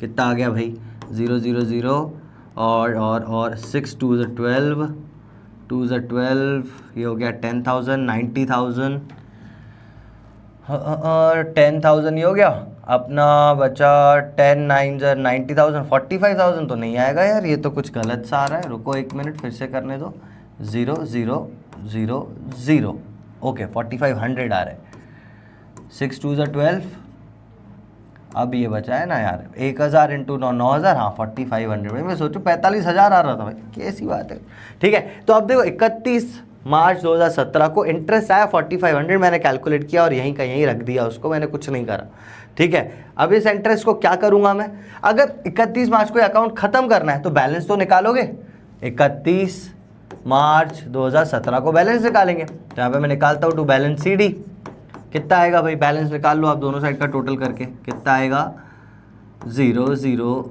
1 1 4 1 5 और 7 75100, यहाँ पे भी मैं कर दूंगा 75100, 75100 में से 10,600 माइनस करेंगे तो आ जाएगा 60,4500, 4500, ठीक है। ये आ जाएगा आपका अमाउंट 64,500, यही अमाउंट नेक्स्ट ईयर, यानी नेक्स्ट ईयर 1 अप्रैल 2017, भाई डेट्स का ध्यान रखना, ईयर का ध्यान रखना, ये अभी तक अप्रैल में आया पैसा, कहाँ पे आया, बाय बैलेंस ब्रॉट डाउन, कितना आया 64500। अब देखो, अब एक डेट आ गई हमारे पास, क्या 1/4/2017 को बैलेंस आया। अब मुझे इसकी पहली इंस्टॉलमेंट कब देनी थी, अगर क्वेश्चन में देखें पहली इंस्टॉलमेंट कब देनी थी, 30 जून 2017 को।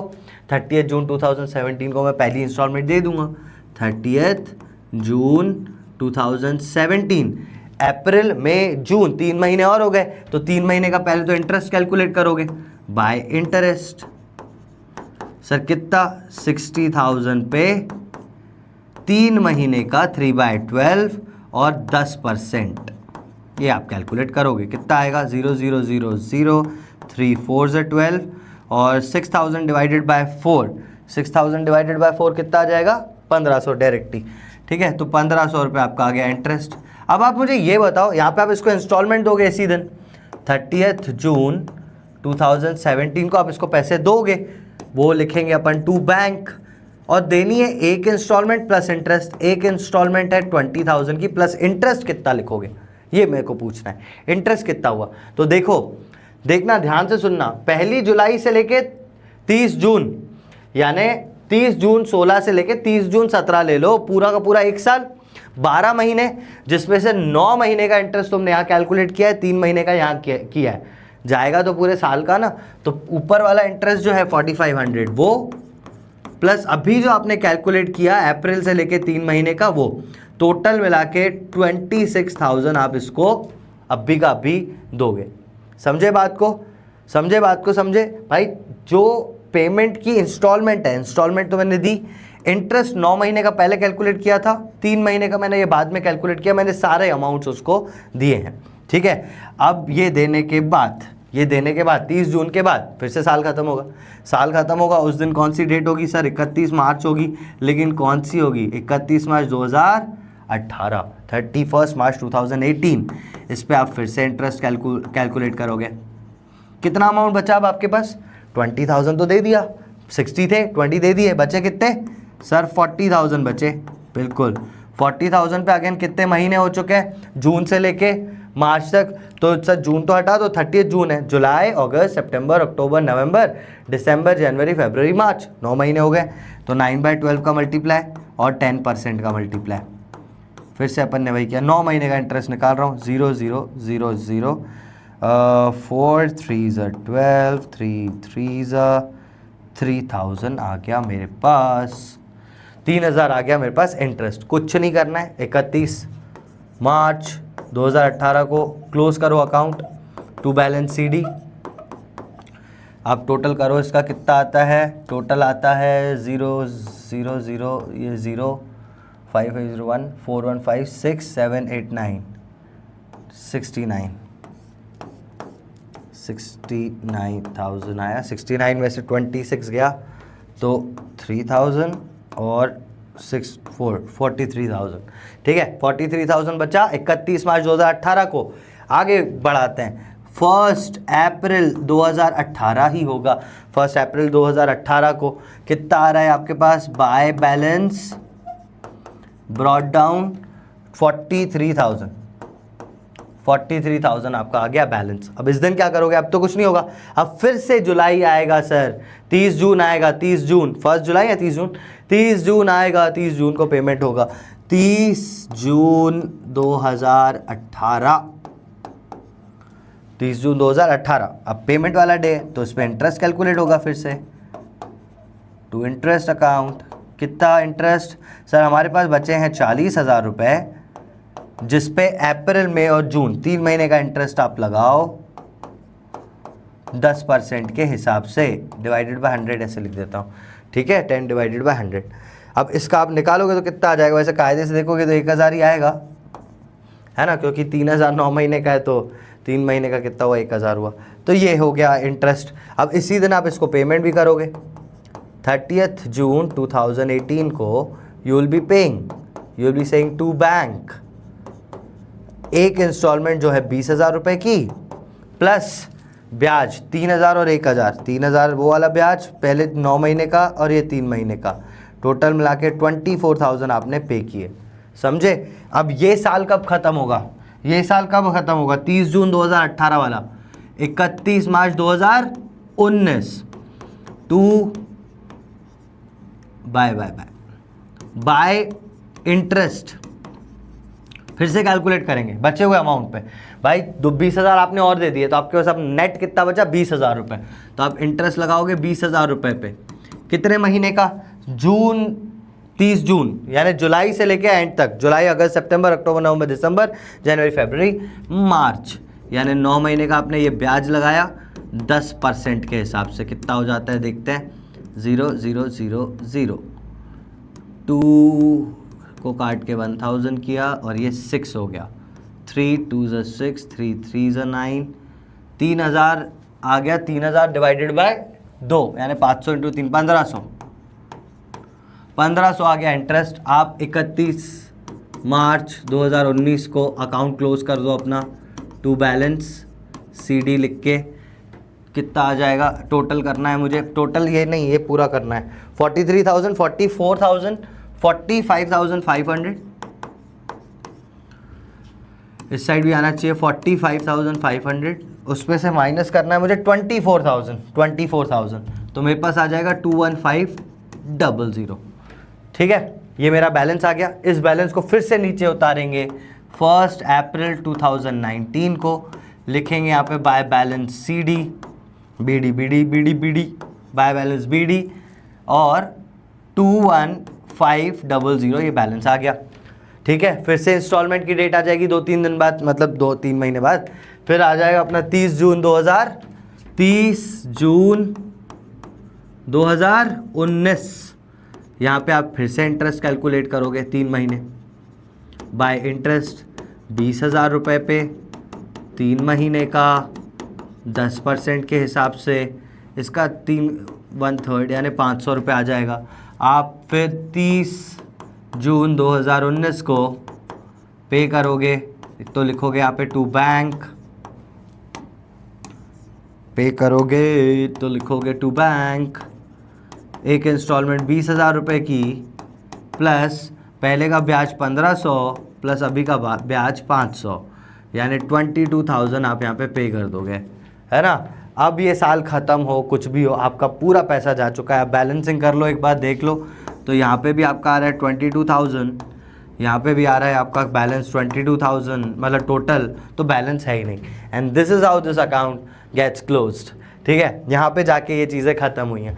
ध्यान से समझना, बस यहाँ पे क्या था बेटा, पेमेंट। मैं आपको अब थोड़ा सा यहाँ पे गूदागादी करता हूँ। पहले आप स्क्रीनशॉट ले लो, 1 मिनट स्क्रीनशॉट ले लो,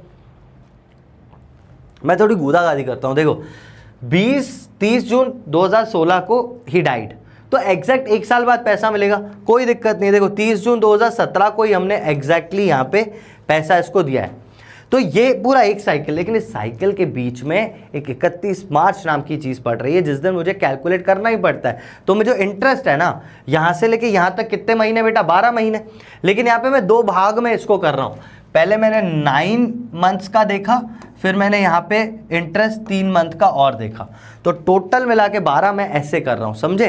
पहले 9 महीने का, फिर 3 महीने का और, तो टोटल 12 महीने का इंटरेस्ट फिर मैं यहाँ पे मिला के इसको दे रहा हूँ। देखो ये दोनों पूरा 12 महीने का इंटरेस्ट है, 45 9 का और 1500 दूसरे का, ऐसा समझे। क्योंकि ऐसे ही डेथ में आएंगे आपके पास क्वेश्चंस, डेथ के क्वेश्चंस ऐसे ही रहेंगे, जहाँ पे वो बंदा बीच में ही कभी मर रहा होगा, ऐसे बिल्कुल डेट देख के नहीं मरेगा, 31 मार्च को मरूंगा नहीं, पहले ही मरेगा। ठीक है, ले लो स्क्रीनशॉट। ठीक है, बढ़े आगे। अब देखो ये हो गया अपना, ये वाला हो गया पूरा। अब देखते हैं adjustment of Capitals by opening current accounts. ये तो बहुत सिंपल है, जैसा आपने रिटायरमेंट में किया था यहाँ पे भी वैसा ही करना है। जहाँ पे आपकी एक बैलेंसिंग फिगर है, बैलेंसिंग फिगर कैश हो सकता है या करंट अकाउंट हो सकता है, वो देख लेना बस।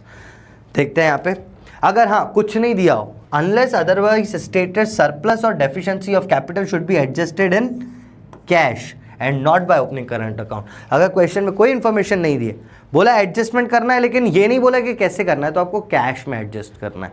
हमेशा ये वाली चीज़ याद रखना, ठीक है। मतलब at the time of death वो क्या हो सकता है ना, अरे यार एडजस्टमेंट कैपिटल ना, इसलिए मैंने ऐसा बोला क्योंकि तुम्हें आता होगा। जब एक पार्टनरशिप छोड़ के जा रहा है, तो बचे हुए पार्टनर्स डिसाइड करते हैं कि अब से हमारी कैपिटल कितनी होनी चाहिए, है ना। क्वेश्चन करके देख लेते हैं, तो मैं बिल्कुल समझ में आ जाएगा। राहुल, साहिल, जतन वर partners in a firm sharing profits and losses in 4:3:2 old ratio. Rahul died, ये पहला वाला बंदा Rahul died on 15th October 2017. At that time the capitals of Sahil and Jatin after adjustments were 3,56,000. यहाँ पे मैं लिखता जाता हूँ, भूल जाऊँगा. साहिल जतिन ओल्ड कैपिटल 3,56,000 थी और 2,44,000 थी. ठीक है भाई साहब. Respectively, Sahil and Jatin decided to adjust their capitals according to the new profit sharing ratio by opening current accounts. Calculate the new capitals of Sahil and Jatin. हमें क्या कैलकुलेट करना है? न्यू कैपिटल्स होंगी कितनी. अब भाई अगर इस हिसाब से देखा जाए तो पहले तो न्यू रेशो देखना चाहिए. न्यू रेशो तो है नहीं, ओल्ड रेशो दिया हुआ है. अगर ओल्ड में से ये 4 वाला चला गया तो न्यू रेशो क्या बन जाएगा? ऑटोमेटिकली 3:2. ऑटोमेटिकली 3:2, मतलब नई कैपिटल 3:2 में होनी चाहिए. इतनी सी बात है. तो इस कैपिटल को देख लेते ना, इसका टोटल कितना आ रहा है. टोटल कितना आ रहा है भाई? इसको करना यार प्लस 3 लाख और 2 लाख 5 लाख, 5 लाख और 56 और 44, 6 और 4 10, तो वो भी 50 हो गया. मतलब 6 लाख रुपए टोटल आ गया. 6 लाख रुपए इज द टोटल. और यहाँ पे आप लिखो न्यू कैपिटल. ये आपको याद आ गया होगा जिस हिसाब से मैंने लिखा. न्यू कैपिटल हमेशा न्यू रेशो में होती है. न्यू कैपिटल हमेशा न्यू रेशो में होती है. न्यू कैपिटल है कितनी? कैपिटल तो उन्होंने चेंज करी नहीं. मतलब सर न्यू कैपिटल भी 6 लाख रुपए ही है. हाँ भाई, कैपिटल न्यू भी 6 लाख है. उसने नया कुछ इंट्रोड्यूस किया नहीं है. बस उसने बोला ये 6 लाख नए रेशियो यानी 3:2 में होनी चाहिए. तो कर लो भाई 3:2 में. 5 से डिवाइड करेंगे इसको तो आ जाएगा 12 लाख का एक शेयर. 12 लाख इंटू 3 3,60,000 होना चाहिए ये. और 12 लाख इंटू 2 24 लाख होना चाहिए ये. हो गया ख़त्म. मतलब हमको तो इतना सही कैलकुलेट करना था शायद. कैलकुलेट न्यू कैपिटल्स, तो न्यू कैपिटल्स तो कैलकुलेट हो गई 3,60,000 और 2,40,000. तो आपको पता है जो साहिल है पहले इसके पास कम था, अब इसको ज़्यादा चाहिए. तो 4,000 ही विल ब्रिंग इन. और इसके पास 44, 4 ज़्यादा है तो ही विल विड्रॉ. अब आपको अगर मैं ढंग से बताऊं तो भाई ये ब्रिंग इन करेगा, मतलब ये करेगा cash account debit, bank account debit करता. लेकिन अभी क्या करेंगे, हमको इसके करंट अकाउंट को खोलना है.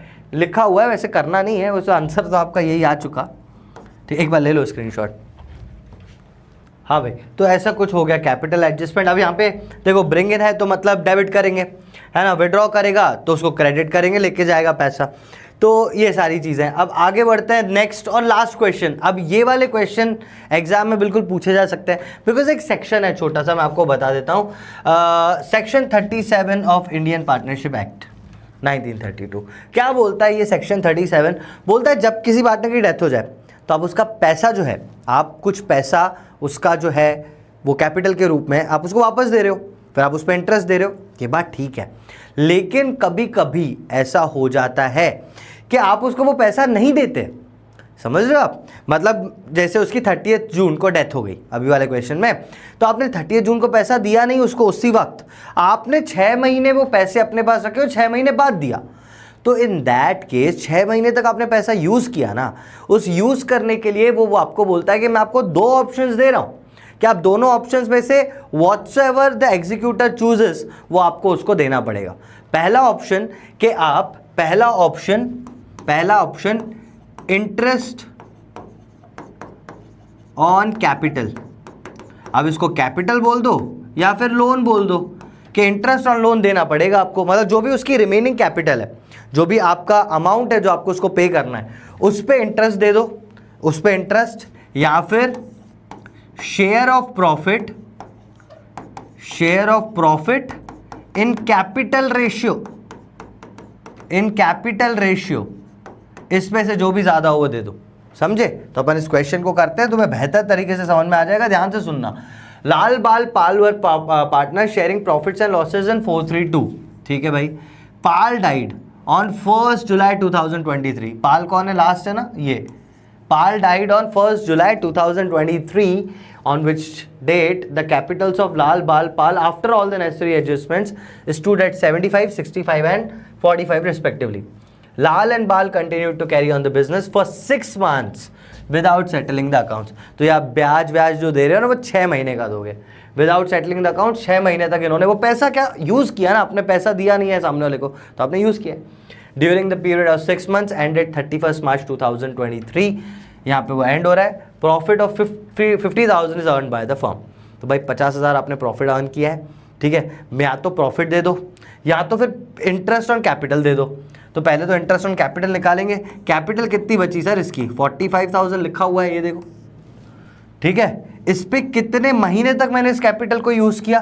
तो 6 months एंडेड 31 December तक, ठीक है। 6 महीने मैंने उसको यूज किया है। तो 6/12 इंटू रेट अपॉन 100, तो रेट अपॉन 100 तो हम 6 ही मानेंगे, 6%, क्योंकि और कुछ दिया नहीं है, लॉ में 6% लिखा है। इसका अगर आंसर निकालो तो कितना आ रहा है? 0 0 0 0, 6 2 12, 2 3 6, 3 इंटू 450, 0 5 3 15, 1 3 4 12 1 13, 1350 आ रहा है यहाँ पे, ₹1350 दे दो। या तो ये, या तो फिर share of profit and capital ratio, जो बड़ा हो एग्जीक्यूटर वही चूज करेगा, ठीक है। दूसरा share of profit and capital ratio. Share of profit यहाँ पे कितना है सर? 50,000 है, ये यहाँ दिया हुआ था, 50,000 प्रॉफिट इन्होंने अर्न किया है। इसको कैपिटल रेशियो में बांटना है। कैपिटल रेशियो कैसे निकलता है भाई? रेशियो उसको लिख के ऐसा कर, मतलब ये है कैपिटल रेशियो, मतलब 75:65:45, ऐसा। अब तुम चाहो तो इन सबको प्लस करो, ऐसे ही करो, कोई नहीं। कैपिटल रेशियो यही रेशियो है। इसको और छोटा करता हूँ मैं, कैसे हो जाएगा? 5 9 45, 5 1 और 5 3 5 2 50, सॉरी 5 1 5, 5 5 25। तो 15:3:9 is the capital ratio. Capital ratio में आप प्रॉफिट बांट दो, तो पाल का प्रॉफिट आ जाएगा 9 बाय, इन सबका प्लस करेंगे, 15 13, 15 और 3 कितना होता है? 15 18, 28, 28 और 9 28, 37। तो यहाँ पे 37 ये आ जाएगा, 9/37। क्या तो फिगर आ रहा है, हाँ। कब 36 ही आ जाता तो कट तो जाता है एटलीस्ट। चलो, अगर मैं पता ऐसे नहीं सजेस्ट करता कभी भी करने को। मैं आपको क्या सजेस्ट करता हूँ, बेसिकली जितना कैपिटल है वही डाल दो ना। रेशो निकाल क्यों रहे हो?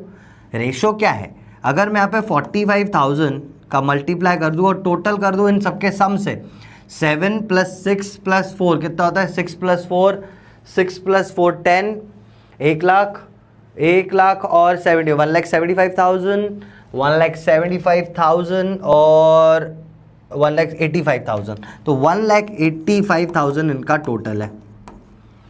तो आपने ये भी तो कैपिटल रेशो में ही किया। तो इंस्टेड ऑफ निकालोइंग रेशोस, आप डायरेक्टली ऐसा करो, capital of one partner upon total capital, तो भी कैपिटल रेशो में ही दे रहे हो आप। इसको आप पूरा का पूरा सॉल्व करो तो आपके पास एक आंसर निकलेगा। करके देख लेता हूँ, 1 2 3, 1 2 3, 5 9 45, 5 3 15, 5 7 35, 9/37 वही रेशो तो वही निकला। अब आगे कैलकुलेटर से कर लेता हूँ मैं जल्दी। वैसे आपको कैलकुलेटर यूज़ नहीं करना ऑब्वियसली, है ना। तो थोड़ा ट्राई करना कि चीज़ें, मतलब अब ये तो कठिन कैलकुलेशन है भी, लेकिन आप ट्राई करना कि आप कैलकुलेटर ना ही यूज़ करो। 37 तो आ गया 12162, 12162। तो यार या तो फिर आप इसको 12162 रुपीज़ दे दो, या तो आप इसको 12162 रुपीज़ दे दो, या तो फिर आप 1350 ले दो। तो भाई ऑब्वियसली वो क्या चूज़ करेगा सर? उसको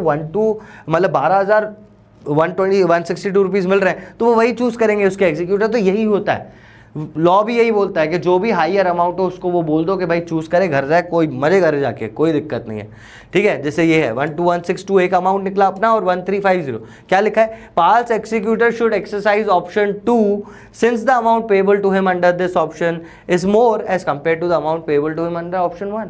तो जो भी ऑप्शन 1 में पैसा मिल रहा है 2 में ज़्यादा मिल रहा है, भाई ये ले, घर जा, मस्त मजे कर, ठीक है। तो ये यार 37 जो है, सेक्शन 37 इंडियन पार्टनरशिप एक्ट का ये कहता है, और ये इंपॉर्टेंट भी है। ऑलराइट, आई होप आपको डेथ अच्छे समझ में आया होगा। I have covered all the variety of questions. Adjustment of capital करके देखना, जैसा रिटायरमेंट में किया था वैसा ही यहाँ पर भी है, करके देखना क्वेश्चंस, आपको बिल्कुल कोई डाउट नहीं आएगा। I hope so. Alright, so that was all for today from my side. मैं मिलता हूँ अगली क्लास में, तब तक के लिए take care everyone and bye bye.